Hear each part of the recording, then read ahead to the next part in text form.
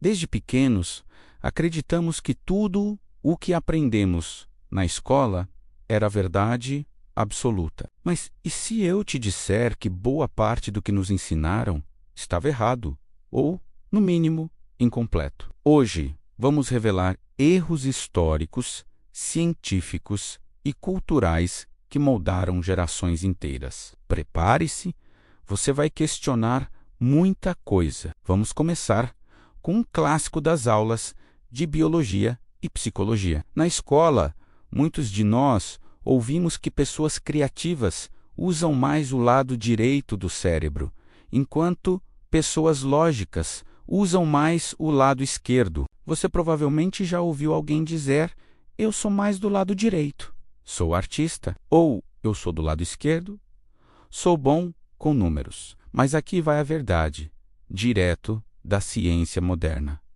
Isso nunca foi comprovado. O cérebro não funciona em compartimentos separados. Pelo contrário, ele opera como uma enorme rede integrada. Funções como memória, criatividade, lógica e até mesmo emoções acontecem em várias regiões ao mesmo tempo, com os dois hemisférios trabalhando em constante colaboração. A ideia de que um lado domina o outro para certas habilidades é um mito popularizado por livros de autoajuda dos anos 70, mas que não tem base em neurociência de verdade. Ou seja, você nunca foi limitado a ser só criativo ou só lógico. Você foi, na verdade, mal explicado. Seu cérebro é muito mais poderoso e conectado do que essa divisão simplista sugere. Agora, vamos viajar para o espaço, ou pelo menos para como a gente imaginava ele na aula de ciências. Lembra daquele móvel ou daquela página do livro didático com o sistema solar?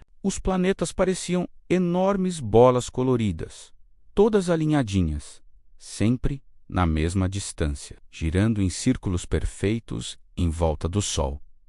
Era quase um desfile cósmico organizado, mas a realidade é completamente diferente e, sinceramente, muito mais impressionante. Primeiro, os planetas não estão alinhados como soldadinhos. Suas órbitas são elípticas e eles estão espalhados em posições totalmente diferentes ao longo do ano. Segundo, as distâncias são absurdamente desproporcionais. Se o Sol fosse do tamanho de uma bola de basquete, a Terra seria do tamanho de um grão de pimenta a quase 30 metros de distância.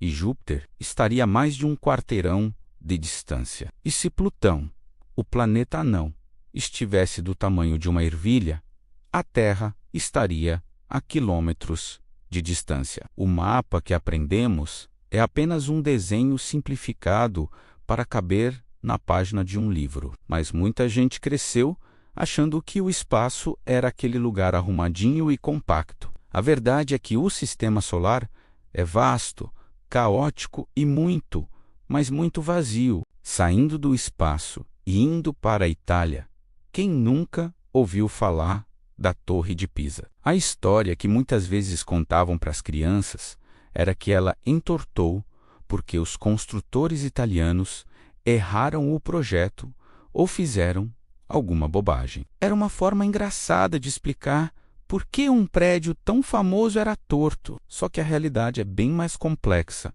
e envolve geologia e engenharia. A torre começou a inclinar durante a construção, lá no século XII, não por um erro de cálculo dos arquitetos, mas porque o solo onde ela foi construída era instável, uma mistura de argila e areia macia. Eles não tinham a tecnologia para fazer um estudo de solo, como fazemos hoje. E o mais curioso é que a construção foi interrompida por quase um século, o que permitiu que o solo se assentasse um pouco. Se tivessem construído tudo de uma vez, a torre provavelmente teria desabado. Hoje, ela só continua de pé porque engenheiros modernos passaram décadas trabalhando para estabilizar sua estrutura, removendo terra e instalando contrapesos. A inclinação não foi um simples erro, mas o resultado de um desafio de engenharia que dura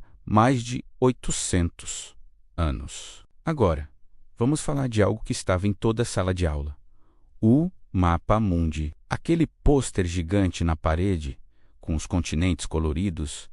O mapa que você viu a vida toda está errado. Ou melhor, está profundamente distorcido. A maioria dos mapas usados em escolas segue a projeção de Mercator, criada no século XVI para ajudar na navegação marítima. Ela é ótima para isso, porque preserva os ângulos e as formas dos continentes, facilitando traçar rotas em linha reta. O problema é que, para fazer isso em uma superfície plana, ela distorce radicalmente o tamanho das áreas. Terras perto dos polos parecem gigantescas, enquanto terras perto da linha do Equador parecem menores. O exemplo mais famoso é a Groenlândia, que no mapa de Mercator parece quase do mesmo tamanho da África.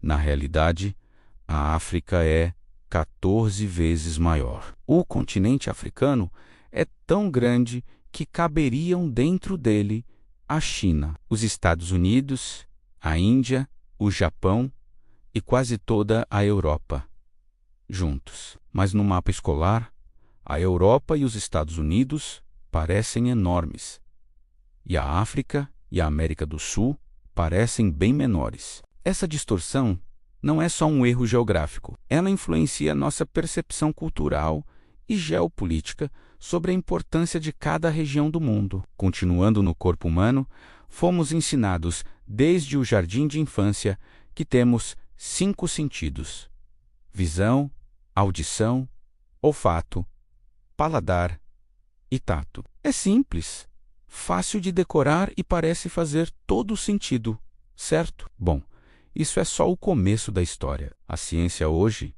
reconhece muito mais do que 5 sentidos. Alguns neurocientistas listam pelo menos 18, talvez até mais de 30, dependendo da definição. Por exemplo, temos a termocepção, que é a nossa capacidade de sentir o calor e o frio. Temos a propriocepção, que é o sentido que te permite saber onde suas partes do corpo estão, sem precisar olhar. É por isso que você consegue tocar o nariz de olhos fechados. Temos também o equilíbrio, ou senso vestibular, controlado pelo seu ouvido interno. E a dor, acredite ou não, é considerada um sentido próprio, chamado nocicepção. E ainda tem a percepção do tempo, a fome, a sede. Nosso corpo é uma máquina sensorial muito mais incrível e complexa do que aqueles 5 ícones que nos ensinaram na escola. Agora, um duelo de gigantes da ciência. Na escola, Thomas Edison era o herói, o gênio da lâmpada, o inventor que iluminou o mundo. A história era contada como se ele, sozinho, tivesse criado a era moderna. Mas poucos mencionavam o nome de Nikola Tesla.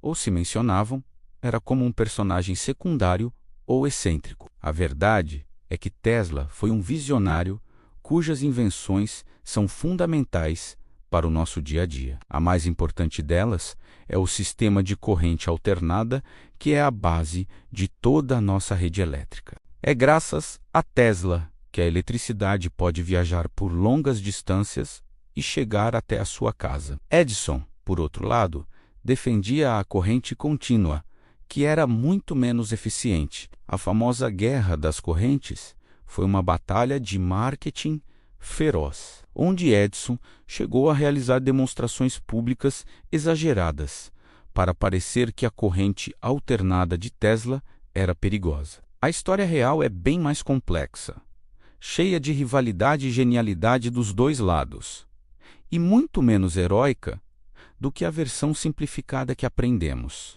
Da ciência para a arte, vamos falar de um dos pintores mais famosos do mundo, Vincent van Gogh, o mito que se repete em aulas, filmes e livros é que ele foi um artista torturado que nunca vendeu um único quadro em vida e só foi reconhecido como gênio depois de sua morte. É uma história trágica e romântica, mas é um exagero. Embora ele tenha enfrentado muitas dificuldades e não tenha alcançado a fama que tem hoje, os registros históricos mostram que Van Gogh vendeu, sim, ao menos uma obra confirmada, a Vinha Encarnada. Além disso, ele não era um completo desconhecido. Ele participou de exposições, recebeu críticas positivas de outros artistas e teve o apoio financeiro e emocional constante de seu irmão, Theo, que era um negociante de arte. A ideia de que ele era um pária total é uma construção posterior que ajuda a criar essa imagem de artista incompreendido. Ele não foi valorizado como merecia, claro, mas a história de que morreu na miséria sem vender nada é uma simplificação dramática. Para fechar, vamos revisitar uma das histórias mais icônicas da ciência: a maçã de Isaac Newton. A lenda é que ele estava sentado debaixo de uma macieira, uma maçã caiu na sua cabeça e, bum, ele teve a epifania que o levou a criar a lei da gravidade universal. É uma imagem ótima, fácil de lembrar e que transforma um momento de descoberta científica em um desenho animado. Mas, na verdade, essa é uma simplificação romântica, uma anedota que o próprio Newton contou décadas depois para explicar sua ideia de forma mais simples. Ele realmente observou maçãs caindo de uma árvore em sua casa, e isso o fez pensar: se a gravidade puxa uma maçã para o chão, será que essa mesma força se estende até a Lua e a mantém em órbita? A grande sacada foi essa conexão, mas a formulação da lei da gravitação universal não foi um flash de inspiração. Levou anos e anos de estudos, cálculos matemáticos complexos e observação astronômica. A maçã foi o gatilho, não a resposta completa. No final das contas, a escola não estava necessariamente mentindo para nós.